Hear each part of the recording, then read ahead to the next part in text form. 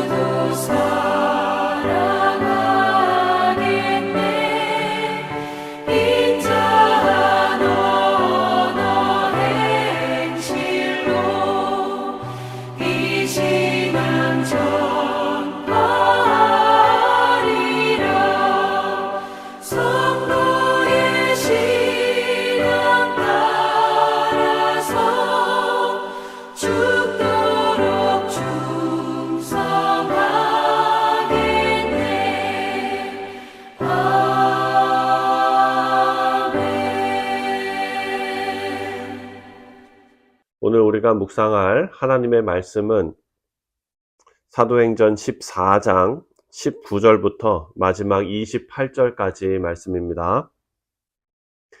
유대인들이 안디옥과 이고니온에서 와서 무리를 충동하니 그들이 돌로 바울을 쳐서 죽은 줄로 알고 시외로 끌어내치니라. 제자들이 둘러섰을 때에 바울이 일어나 그 성에 들어갔다가 이튿날 바나바와 함께 더베로 가서 복음을 그 성에서 전하여 많은 사람을 제자로 삼고 루스드라와 이고니온과 안디옥으로 돌아가서 제자들의 마음을 굳게 하여 이 믿음에 머물러 있으라 권하고 또 우리가 하나님의 나라에 들어가려면 많은 환난을 겪어야 할 것이라고 하고 각 교회에서 장로들을 택하여 금식 기도하며 그들이 믿는 주께 그들을 위탁하고 비시디아 가운데로 지나서 밤빌리아에 이르러 말씀을 버가에서 전하고 아탈리아로 내려가서 거기서 배 타고 안디옥에 이르니 이곳은 두 사도가 이룬 그 일을 위하여 전에 하나님의 은혜에 부탁하던 곳이라. 그들이 이르러 교회를 모아 하나님이 함께 행하신 모든 일과 이방인들에게 믿음의 문을 여신 것을 보고하고 제자들과 함께 오래 있으니라. 아멘. 기도하겠습니다. 하나님 아버지, 오늘도 말씀으로 하루를 시작하는 우리 귀한 성도들에게 하나님께서 은혜를 베풀어 주시고 성령 하나님께서 다스리는 자, 하나님께서 동행하는 자가 누리는 복된 하루 되게 하여 주옵소서. 이 시간 온전히 하나님께서 우리의 마음을 감동시켜 주시고 또 우리에게 지혜를 허락하여 주옵소서. 감사드리오며 예수님의 이름으로 기도하옵나이다. 아멘. 자, 사도 바울은 루스드라에서 그 유대인들이 선동에 의해서 사람들이 돌로 사도 바울을 쳐서 거의 죽을 뻔했습니다. 사실 죽은 것과 마찬가지입니다. 19절을 보면 유대인들이 안디옥과 이고니온에서 와서 무리를 충동하니 그들이 돌로 바울을 쳐서 죽은 줄로 알고 시외로 끌어내치니라. 죽은 줄 알 정도로 돌을 가지고 폭행을 가한 것입니다. 죽었다고 생각했기 때문에 그 시신을 성 밖에 버릴 만큼 참혹하게 얻어맞은 것입니다. 그러니까 사실 죽은 것이나 뭐 별반 다름이 없겠죠. 생물학적으로는 죽진 않았겠지만 이미 거의 다 죽을 정도로 맞은 것입니다. 무엇 때문에 그랬습니까? 그 이유는 한 가지밖에 없습니다. 바로 죽을 각오를 하고 복음을 전했기 때문입니다. 자기는 어떻게 되더라도 좋다라고 생각을 하며 복음 전하는 것을 결코 포기하지 않은 것입니다. 그렇게 얻어맞고 나서도 여전히 그는 복음을 전합니다. 사도 바울의 모든 삶은 복음을 전하는 일에 총동원되었습니다. 20절과 21절 말씀을 보면 제자들이 둘러섰을 때에 바울이 일어나 그 성에 들어갔다가 이튿날 바나바와 함께 더베로 가고 복음을 그 성에 전하여 많은 사람을 제자로 삼고 루스드라와 이고니온과 안디옥으로 돌아가서, 자, 죽었다고 생각할 만큼 어지간히 맞았으면 겁도 났을 텐데 전혀 겁내지 않습니다.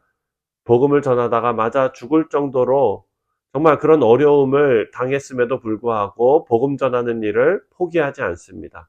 여전히 그는 자기를 죽일 만큼 미워하고 싫어하는 그 유대인들에 대한 사랑, 그리고 주님을 모르는 그 한 영혼에 대한 그 사랑을 포기할 줄 모르는 그런 사람이었습니다. 바울은 세상의 냉대와 박해에도 불구하고 그들을 껴안고 사랑하는 일을 했습니다. 아무리 자기를 죽을 것 같이 하더라도 그들에게 대한 사랑을 포기하지 못했습니다.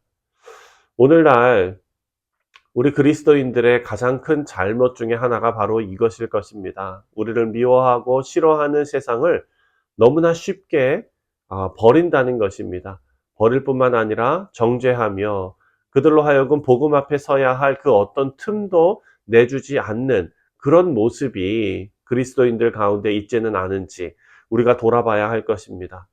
세상의 사람들이, 믿지 않는 사람들이, 예수님 없이 사는 형제와 가족들이 내가 전하는 복음과 신앙과 그리고 예수 그리스도에 대해서 관대할 것이라고 생각하는 것은 착각이죠. 혹시 그들이 인간적으로 우리가 전하는 복음을 이해할지 모르겠지만 영적으로는 전혀 그렇지 못합니다. 복음을 싫어하고 오늘 본문에 나오는 대적하는 자들처럼 예수를 부인하고 적대시합니다. 때문에 너는 예수만 전하지 않으면 좋은 친구다라는 말도 우리에게 하는 경우가 있습니다. 사랑하는 성도님들, 어떤 경우에서든지 자기한테는 예수를 전하지 말라고 말하는 사람들, 그냥 재밌게 만나서 놀다가 그냥 그런 친구 관계만 유지하자, 이런 사람들, 우리는 그리스도의 심장을 가지고 있기 때문에 그렇게 할 수가 없습니다. 우리는 예수 그리스도를 전하고 증거해야만 할 역사적인 사명과 책임이 우리 가운데 있기 때문입니다. 그래서 우리는 예수 그리스도의 사랑을 우리의 인생을 통해서 온몸으로 보여주어야만 합니다. 그러려면 우리 속이 문드러지죠. 자존심도 다 버려야 되고 한 영혼보다 더 귀한 가치가 세상에는 없기 때문에 우리의 실력이나 또 현재의 위치나 이 모든 것을 다 내려놔야 한다는 것입니다. 그런데 그렇게 하기가 참 어렵지요. 말로만 해서 되는 일이 아니지요. 삶 전체를 하나님 앞에 다 내려놓고 살아도 될까 말까 하는 일입니다. 그런데 그렇게 힘든 삶을 요즘 다 포기해 버리는 것입니다. 복음을 전하려고 온갖 스트레스를 다 받느니 차라리 전하지 않고 나 혼자만 편하게 신앙생활 하겠다라는 이기적인 그리스도인들이 많다는 것입니다. 그래서 자신은 복음 안에 사는 성도라고 하면서 남들을 향해서 엄청나게 공격을 하고 또 무시하고 싸우는 그런 그리스도인들이 참 많죠. 그리스도인이라고 하면 무조건 세상 사람들을 품어야만 하는데 그 품을 생각이 없는 것. 사랑하는 성도님들, 이것은 맹목적으로 강요만 하고 그 삶을 보여주지 못하는 그런 안타까운 우리 모두의 모습일 것입니다. 맛있는 음식을 먹고 기분 좋으려고 외식을 하러 갔다가 기분 망치는 경우가 종종 있습니다. 도무지 음식이 짜고 맛이 없는 식당에 가면 그렇겠지요. 그리고 더 기분 나쁜 것은 식당의 주인이나 종업원들의 태도이지요. 손님이 맛이 짜다, 맵다, 그것을 해결해 주려고 생각하는 것이 아니라, 그냥, 강압적으로 먹으려면 먹고 말라면 말라는 식으로 손님을 대한다면, 참 기분이 나쁘게, 기분이 상해서 돌아올 것입니다.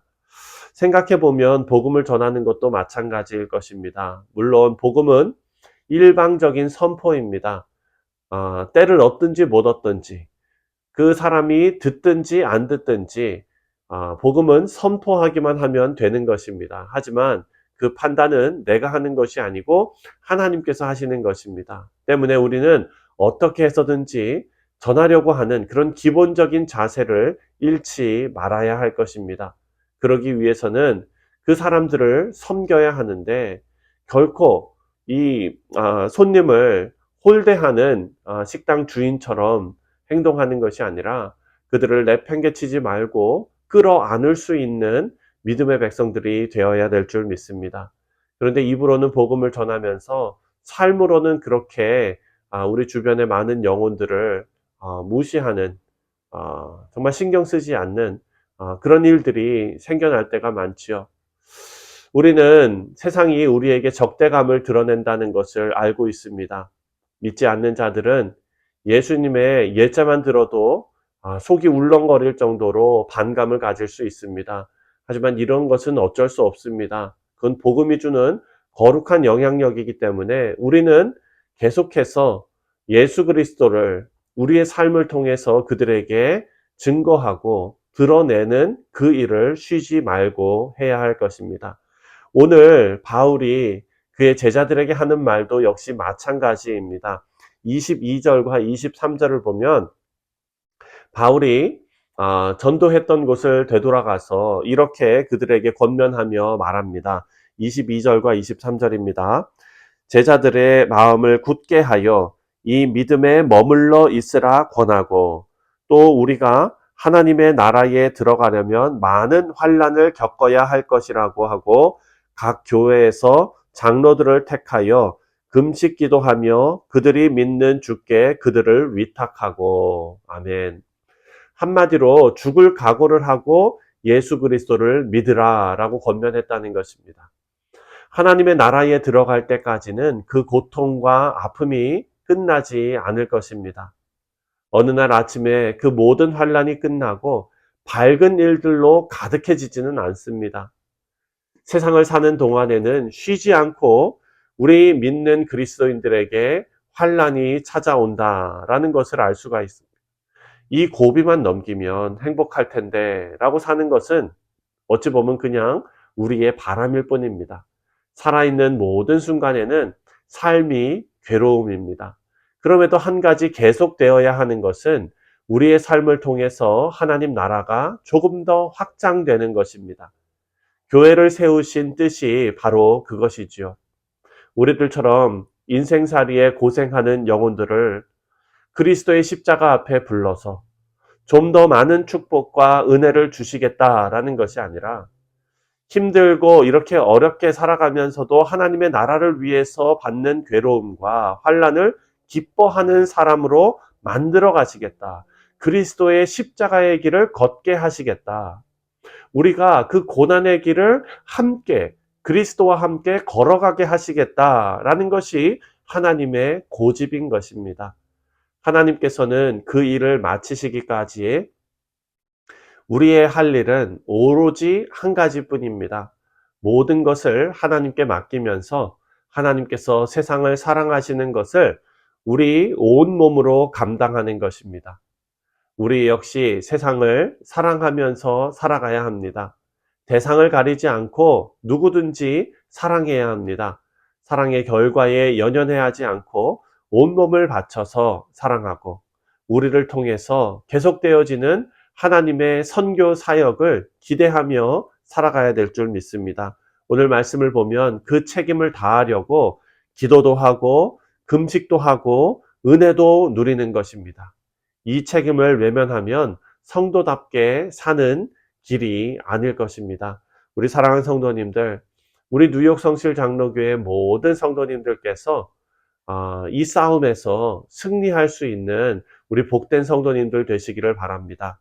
우리의 인생에, 우리의 가는 길에 환란이 계속되어야 하는 것은 당연한 일이다라는 것을 바울 사도를 통해서, 오늘 말씀을 통해서 다시 한번 생각하게 되었습니다.